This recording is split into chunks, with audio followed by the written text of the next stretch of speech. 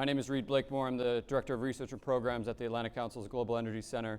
Welcome to our fifth session of the day, a transatlantic strategy for mineral supply chain resilience. We're already done with our brief stage reset, so I can quickly introduce our panelists for this session. Kunal Sinha, the Global Head of Recycling at Glencore, Mustapha Rawji, Chief Executive Officer of Rawbank, and Anthony Weiss, Executive Director at TechMet USA. Gentlemen, welcome to the stage.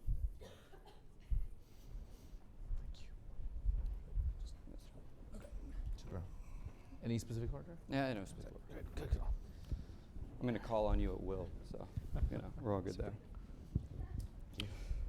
So I want to briefly, we've touched on the mineral supply chain and the natural resource needs of the energy transition a couple times tangentially in the previous two sessions. Mm-hmm. And I think this is a really interesting opportunity to revisit precisely how energy transition demand is going to completely reshape the natural resource demands of the global economy, right? According to the IEA, if we reach our net zero goals by 2050, we're going to see a twofold, threefold, perhaps even fourfold increase in demand for minerals like copper, graphite, nickel, rare earth elements, et cetera, over that period. In some cases, just by 2030, we'll see that increase in demand if we're successful in building the world we hope to build. But it strikes me that that's only entrenching some long-standing issues in the supply chain related to concentration, a lack of ability to build new resource opportunities quickly, and these risks that we've talked about around supply chain dependency or possibly the inflationary consequences of insufficient supply chain activity are now critical economic and national security concerns on either side of the Atlantic. And so it's pertinent that we're dealing with it here at the Transatlantic Forum on Geoeconomics, but I think I'd be remiss if I also didn't mention that as we grapple with this issue, we need to think about a host of new resource-rich countries and partners that are equally as eager to participate in these new supply chains. So how we think about solving these problems, building diversity, securing access to sufficient supply, requires a balance of partnership building, thoughtful but agile investment, but then also introducing these ideas around sustainability and making sure that we're leveraging sustainability and sustainable practices to make sure that we're not undercutting our energy transition goals by building the energy transition, but also where possible using sustainability as a point of leverage to advantage producers who are producing minerals and working in the supply chain in a more sustainable fashion. So that's my stage setting. Fortunately, when we talk about the tools and strategies that we need to deploy to achieve that resiliency, I can lean on each of you. So to start, Anthony, I'm going to turn to you. Are critical minerals deserving of the amount of attention that we've seen them begin to get in just a few years' time? Ideally, these are natural resources. We have open markets theoretically. Wouldn't these sort of supply side tensions just resolve themselves naturally? Why are we so concerned about these issues of supply availability in response to our future demand? Yeah, look, first of all, I think you set the stage perfectly and covered all of many of the issues that we're all grappling with. But I would start by saying I don't think you can overstate the importance of these critical raw materials, because these are the materials that are going to power the 21st century global economy. I mean, they are used in cars, in energy storage systems, in consumer appliances, in advanced electronics. I mean, just this phone alone has over 40 minerals, I think. I'm sitting up here with two iPads. Yeah, okay, yeah. You've got like 80 minerals right there. So I think on the question of the economic importance, I think it's self-evident. Mm-hmm. I think the part of your question related to supply chain. I mean, that's a little bit that's more complicated. I think, just read the headlines. I mean, VW's been talking about closing plants. The reason they're closing plants is because the inputs to their competitors' plants are so much cheaper than the inputs into their plants. So it all starts with these raw materials, and the economic impact is vast, and the supply chain ripple effect is vast. And to kind of dive right into some of the more thorny aspects of this whole discussion.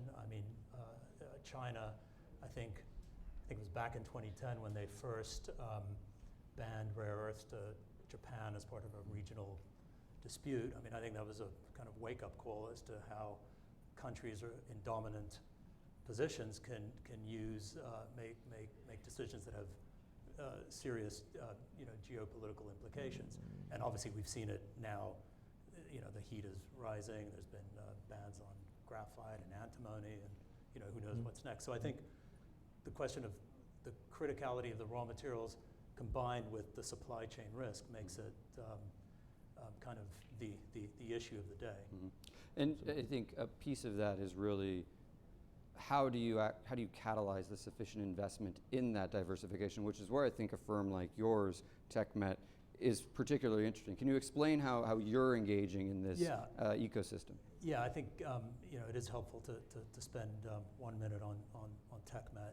So TechMet is an investment firm created in 2017, focused on investments across the critical mineral space, from production and extraction to refining to recycling to processing. So we cover the whole range in specific jurisdictions. So our 10 investments are in Europe, across North and South America and Africa. And our, main distinguishing features, we have the U.S. government as a direct equity investor through the Development Finance Corporation, the DFC. So to our knowledge, we are the only mining and metal firm with U.S. government direct participation. What I'll say is that it's I think a great example of private-public partnership in this space as one of the many tools that I assume we'll talk about in the next few minutes, as a way to try to tackle this problem.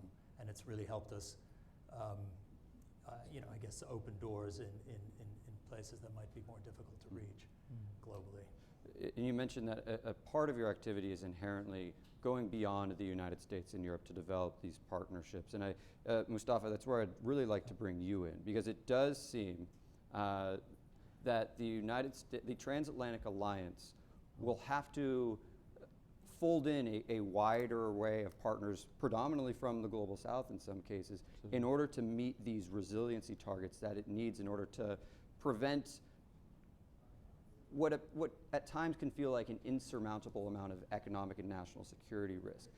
How do you view that exercise in partnership building? Where should the transatlantic community, be diverting its attention to, and how does it create those partnerships effectively?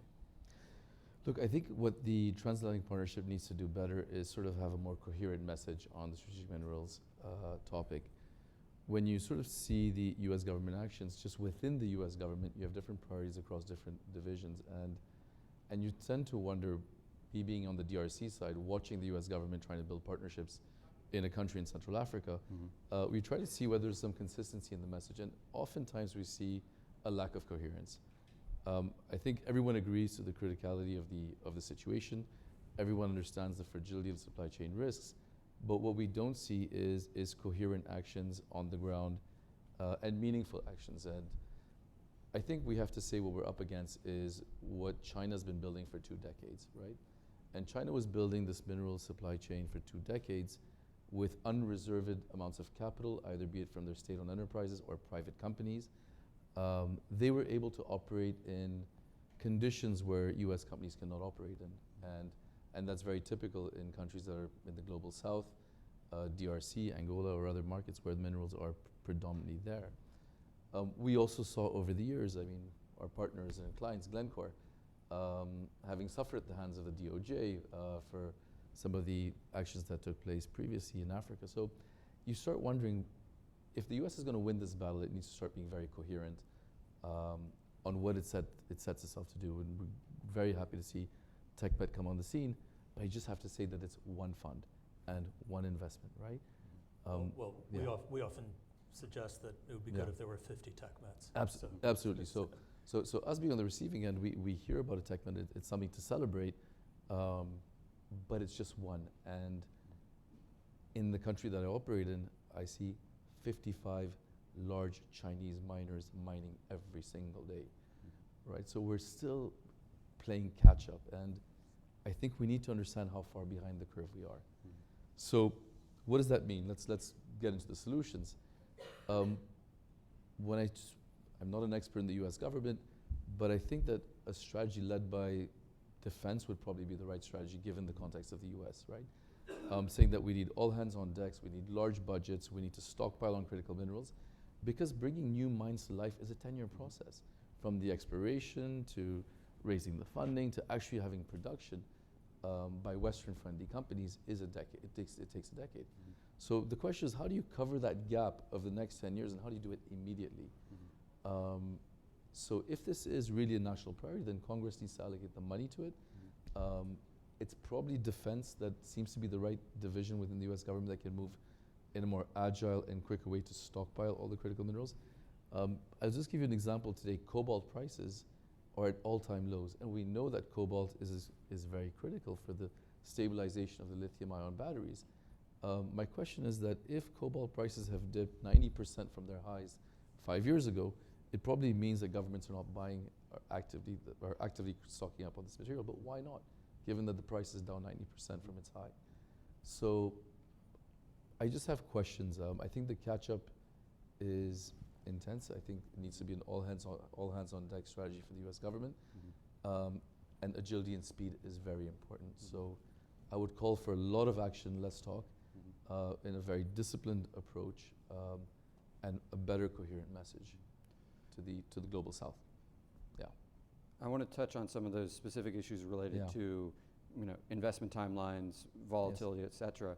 But Kunal, I think I'll turn to you, because while the United States and Europe appear to have, in only relatively recently woken up and begun to intervene to help shape or grow these mineral supply chains, your firm, Glencore, has been involved in these markets for an incredibly long time. From your view, how have you seen growing attention to critical minerals shape these markets differently? How have those markets begun to respond to increased investment? How have they responded to the volatility that's come from unpredictable demand and supply-demand dynamics as the world readjusts to a much more mineral-intense global economy than what it had just 10 years ago? Look, I think, first of all, we welcome the attention to critical minerals that it has received in the last sort of 3-4 years. So it's great. If I abstract a little bit, I think our presence in North America, Europe, through assets either we built or acquired, some of these assets go back 100 years, right? Our copper smelter refinery in Canada will celebrate its 100th year in 2027.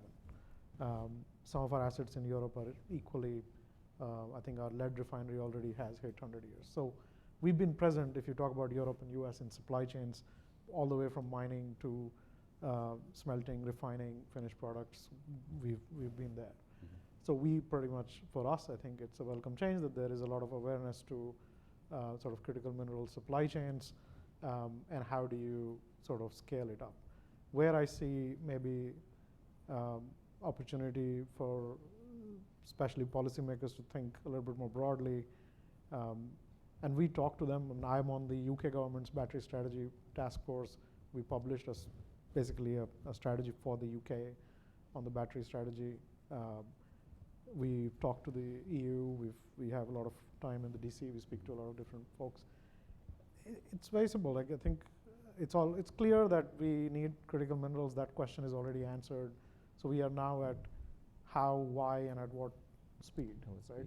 So that's the question has graduated to that, and then we can make it very complex. In my mind, it's actually quite simple. You start by taking stock of what do you actually have, right? Natural resources are where natural resources are. We can't move them. So you either have something or you don't. If you don't have it, you'll have to figure out a way to get it. And then you need to solve the trifecta of upstream, midstream, downstream. So, and that's a question that each government has to answer for themselves. We obviously don't answer those questions. We are a global firm. We have a very global supply chain.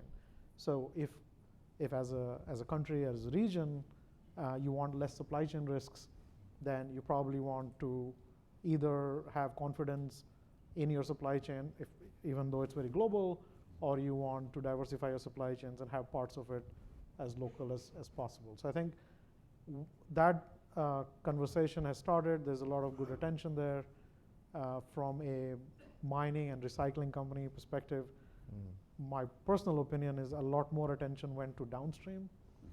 Not much happened sort of midstream, and there doesn't seem to be any appetite for upstream, which is effectively extraction, even though we have some pretty good assets and resources, at least in North America, and we own some of them.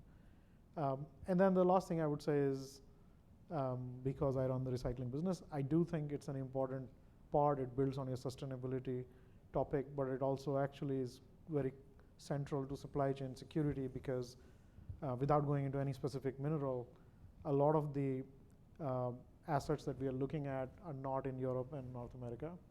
But what you do have in Europe and North America is these two regions are some of the most advanced in terms of consumption of finished goods and advanced technologies that we use.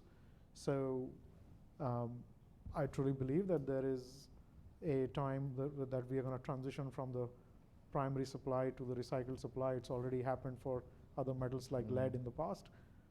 We can see some changes in things like cobalt. Copper is already 25% of the refined market is recycled. So a lot of people look at it from a green premium perspective. I don't. I look at it from a purely metal unit perspective. It's another source of having that metal unit. It's going to be priced the same as primary copper, but this is copper you can recover right here, close the loop right here, process it right here. So in my opinion, like you have to look at all of these together. And so the question of why is there price volatility, I mean, that's fundamental macroeconomics. It's supply and demand never match. You will have these shocks. Some shocks are just simple market timing. Other shocks are because of certain market participants intervene. You, as a market, you really can't do anything about it other than build resiliency in your own supply chain, have diversity of supply from multiple sources, and have perhaps maybe a little extra capacity to either dial up the supply when you need to, or there's been a lot of talk about critical mineral reserves. Could be a good idea, but the question is, how do you finance such a reserve? So it helps to be the US government. I do want to, you brought up recycling and circularity in your answer, and it is something I want to double click on. No doubt that we can't actually think just up, mid, down. We need to think of the circle that connects it back, reconnects the entire cycle. And recycling, critical to our sustainability targets, building a sustainable transition, et cetera. But from your perspective, how effective can recycling alone be as a resiliency measure? Do we have enough recyclable material to ultimately alleviate some of the short-term supply side stress that we're seeing between now and 2030? Right. So that's a great question. So you can only recycle something that's on stock, right? So you need to have stock in the market that you will recycle. I look at it more as a roadmap. You kind of have to jump from one wave to the other. So today, if copper is critical, I personally think copper is a critical metal. I think it's a battery metal. A lot of people don't consider it that way. But if you take the example of copper, there is a lot of waste stock of copper you can recycle. E-waste is the fastest growing waste category in the world. We put out 62 million tons of e-waste in 2022. Less than 20% got recycled. Battery is different. So a lot of criticism we get is, well, there's not enough scrap to recycle on the battery side. That is correct. I always say this is not the decade of end-of-life battery recycling. But this is the decade of battery manufacturing scrap, right? So US is in a very unique position because right now, because of the IRA incentives, it is the most competitive place to build a gigafactory.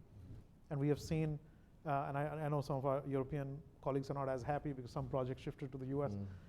But that is a huge advantage because gigafactories have very high quality standards. The scrap rates are very high. They are trying to fix it, but it's 20–30%.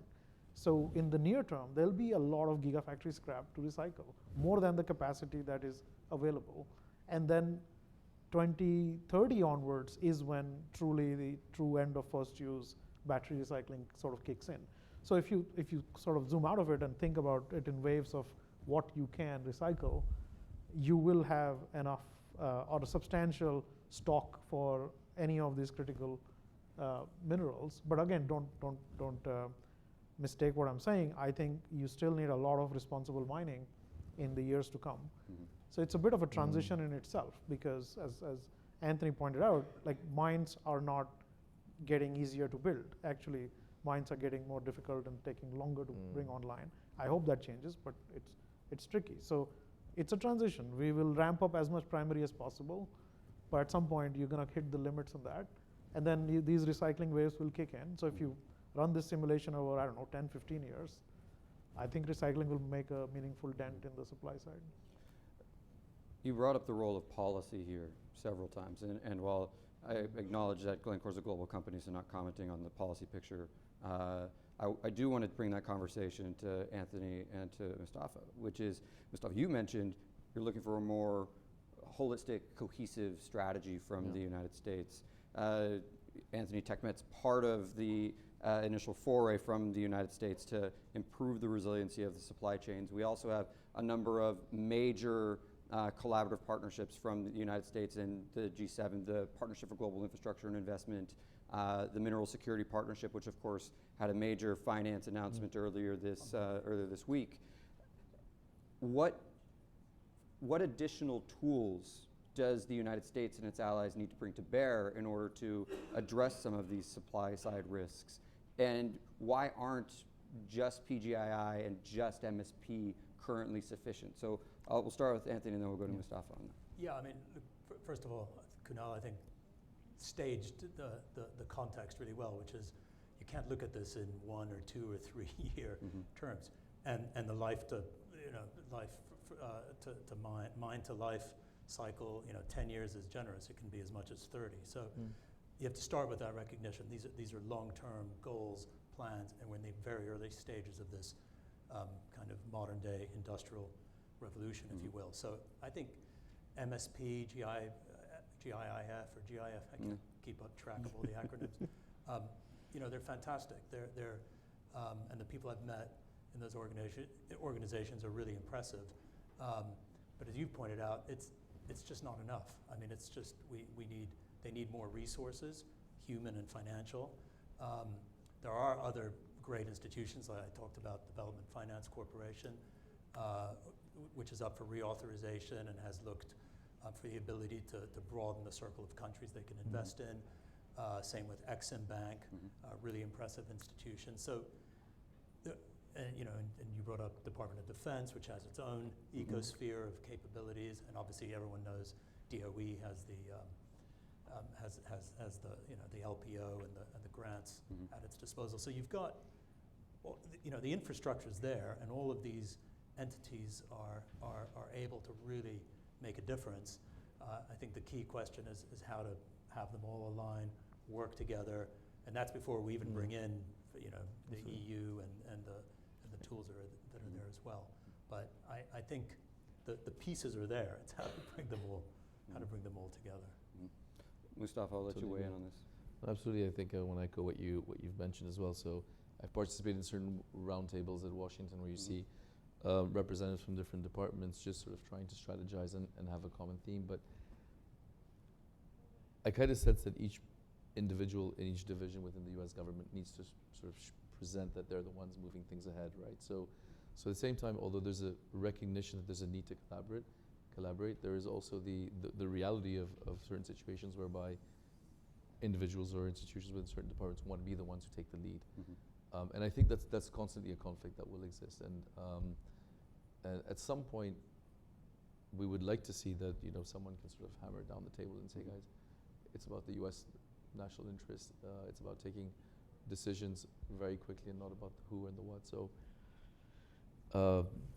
like saying that the cohesiveness is what I think needs to be driven home. So, look, I recognize and appreciate all of the efforts being done by the White House, and you see people like Amos Hochstein sort of circling the globe, trying to stitch together partnerships and deals, and you can see that it's not easy, right?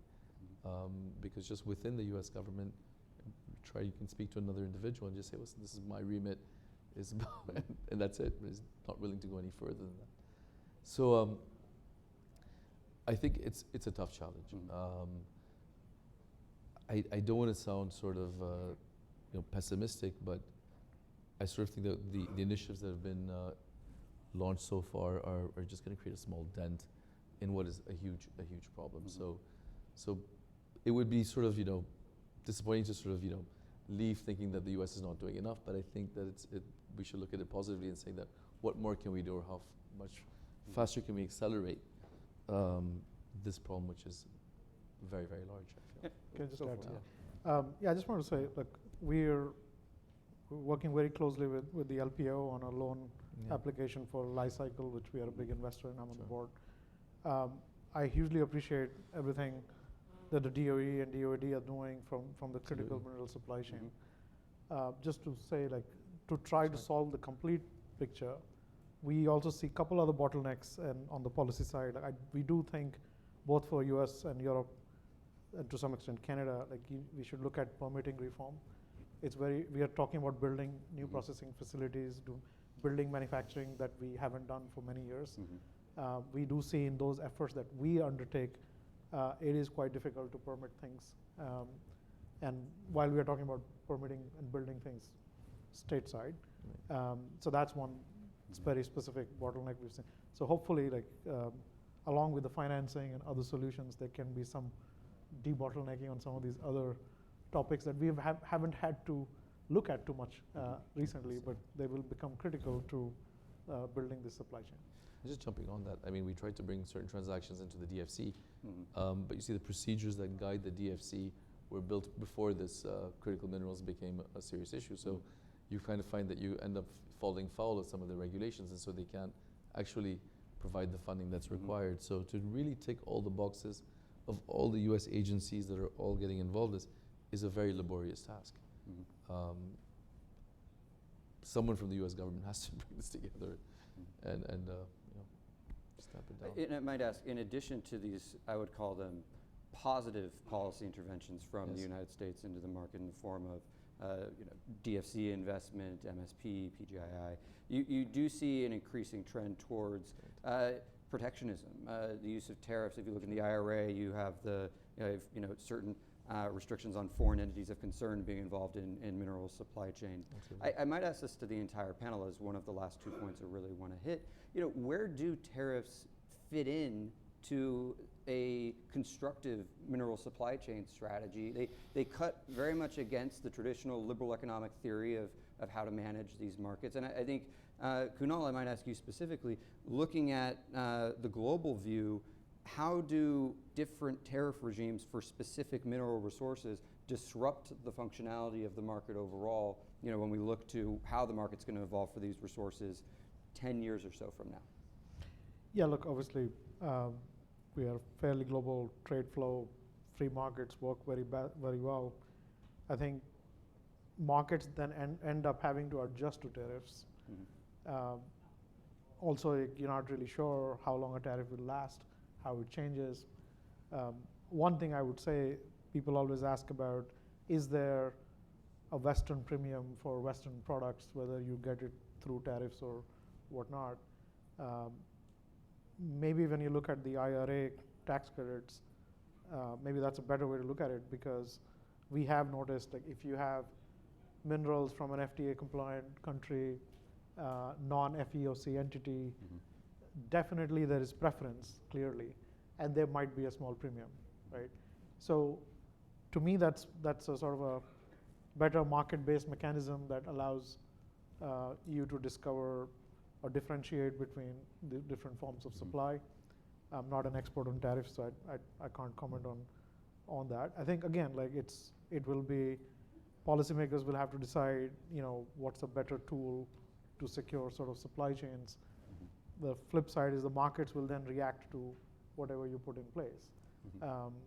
And I'm not sure if tariffs are the right answer or forcing green premiums are the right answer. I think in the end, markets will do what markets do, and we'll try and settle them. I think one of the issues is that the premium, if you will, for greener ESG, et cetera, products, which I think is the right thing to strive for.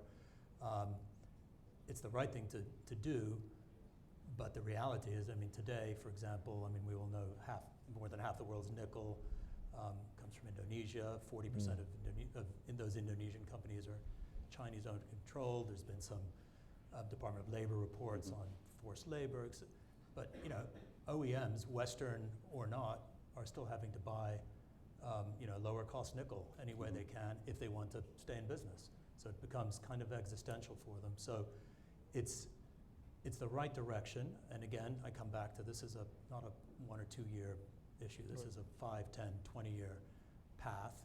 A strong ESG focused direction is 100% the right way to go. And we as partly owned by the U.S. government live by that. But it's full of these obstacles in the way with the market reality. That as long as there aren't, I think like the recent EU battery passport scheme, that kind of thing is exactly the right way the right tools to sort of start forcing consumers to think harder about what they're buying and from where. Mustapha, I might like to bring you on this question of how can we leverage sustainability more effectively in terms of building these supply chains? Not necessarily through green premia, but by embracing circularity. Can more sustainable ESG-oriented mining and processing actually be a catalyst for more investment into the space? How should we think about using that productively? Look, I think the general trends on sustainability are taking shape everywhere in the world. So I think that and we've seen that with our mining customers in DRC. 10 years ago, none of them had an ESG strategy. Today, I visit my customers, they all generally have a well-defined and coherent ESG strategy, Chinese or Western, actually. So I've been quite surprised to see it even on the other side as something that's being talked about.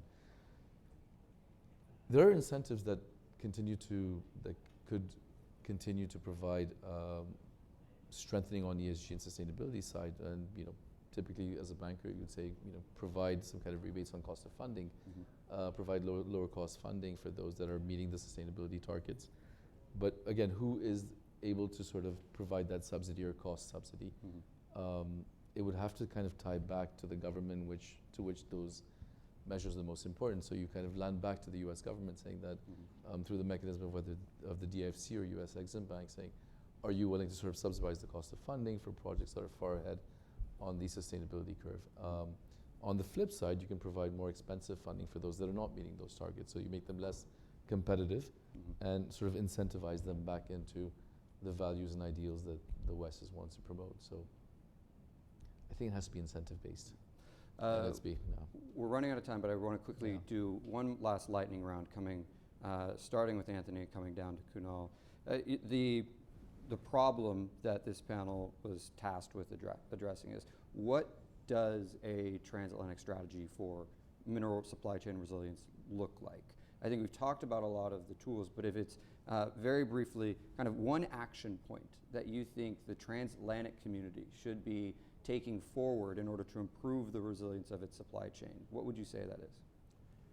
Well, I don't have something fundamentally different to the points that we've touched on. It's really a way to figure out a combined intergovernmental path that really has a longer term view. I think we get wrapped into the price of nickel today or the price of where lithium was last year. We have to think in 10-year increments. This is where we're headed. Decarbonation is coming. Mineral security is a necessity for all the member states of both the EU and US, and there has to be, again, I'm sort of agreeing with you here, a really cohesive path to reaching those objectives and not worrying too much about the noise of what's happening, yesterday or next week. Mustapha? Is it Wish list. coherence? Is the answer just It's coherence. Now, to get coherence, create a, I don't know, I'm just going to spit it out there, create a single body, right, Mhm. with its own governance structure, fund it intensely, give it KPIs, and allow it to report into the several nations that are backing up this initiative. So it's no longer a shared initiative amongst many different departments. It becomes its own single body with a focus on saying, right, you have to be able by the next 10 years have 10 million tons of copper annually being shipped into the US countries. You have to have X million tons of cobalt going in there. These are our targets for lithium and nickel. Mhm. So they then can then operate either developing new mines, either they're dealing with offtakes from the likes of Glencore, either developing recycling strategies. But at the end of the day, like you said, you just need to measure where you want to get to in 10 years, quantify that, and then work backwards. And to be efficient, I think it needs to be a centralized body that runs with this. There you go.